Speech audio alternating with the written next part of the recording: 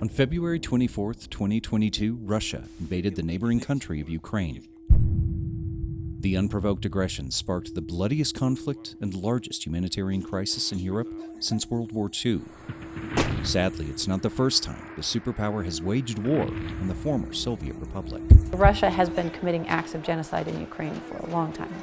As the Soviet Union crumbled, Ukraine passed its Declaration of Independence in August of 1991. As the years progressed, so too did Ukraine's alliance with Western nations and members of NATO. President Vladimir Putin saw this as an act of aggression toward Russia, threatening Western countries with retaliation if they encroached too much in Ukraine. The citizens of Crimea have overwhelmingly voted to rejoin Russia. In 2014, Russia covertly invaded and annexed Crimea, a move they justified as a rescue operation for Russian nationals living in the southeastern parts of Ukraine. And less than 10 years later, Putin launched his full-scale attack that continues to this day. When the full-scale invasion happened, I felt compelled to help, and so I used basically all of my background experience to help in what I'm doing now. Half a world away, filmmaker and media strategist Genevieve Trainor watched along with millions of other Americans as the brutal invasion took place.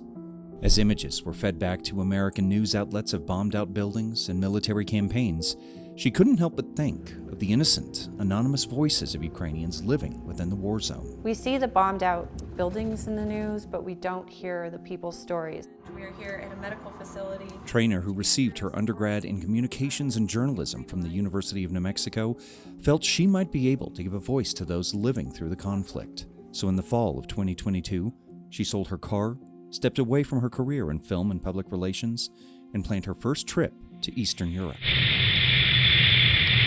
Landing in Warsaw, Poland that September, she convened with filmmakers based in Poland, Ukraine, and colleagues working stateside. It felt a little bit extreme for my first trip to Ukraine to go to the eastern part of the country that's where most of the action is. Compelled by her Polish colleague, who coincidentally was friends with the late cinematographer Helena Hutchins, Trainor crossed over the border to Ukraine, making her way east to the occupied Donbas region in the city of Kharkiv.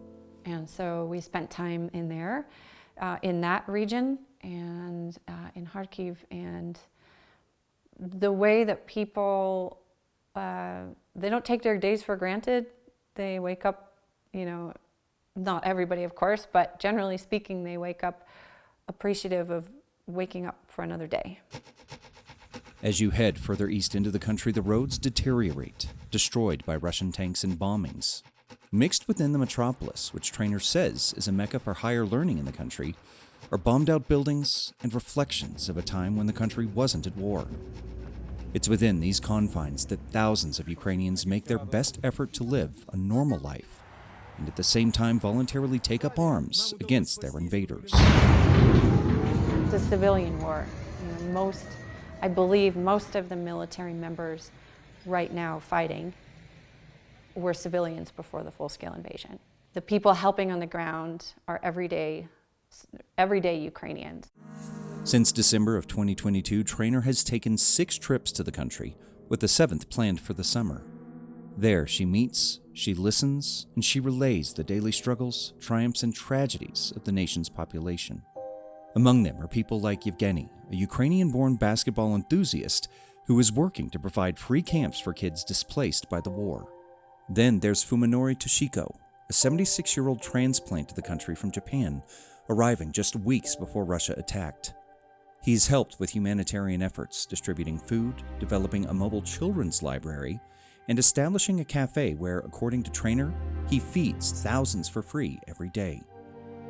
And Trainor herself has sacrificed much to bring the untold stories outside the borders of Ukraine. But one sacrifice in particular made her decision to go difficult but necessary. What has it meant for you in terms of what you have had to sacrifice or scale back here stateside to make sure that you are serving a purpose and that you are fulfilling the goal you set out for yourself to achieve? I've sacrificed time with my girls that I won't get back. So that's probably the hardest thing. Sorry.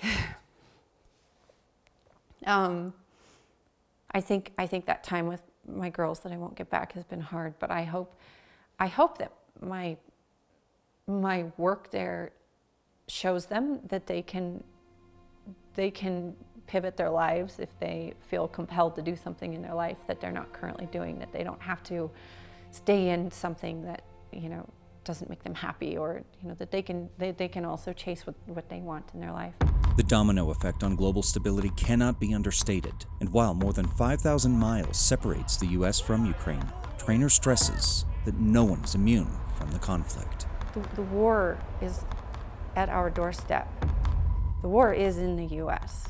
It's not being fought with missiles, and probably wouldn't be in the U.S., of course, but it is already here. And what the Ukrainians are fighting for is democracy and freedom.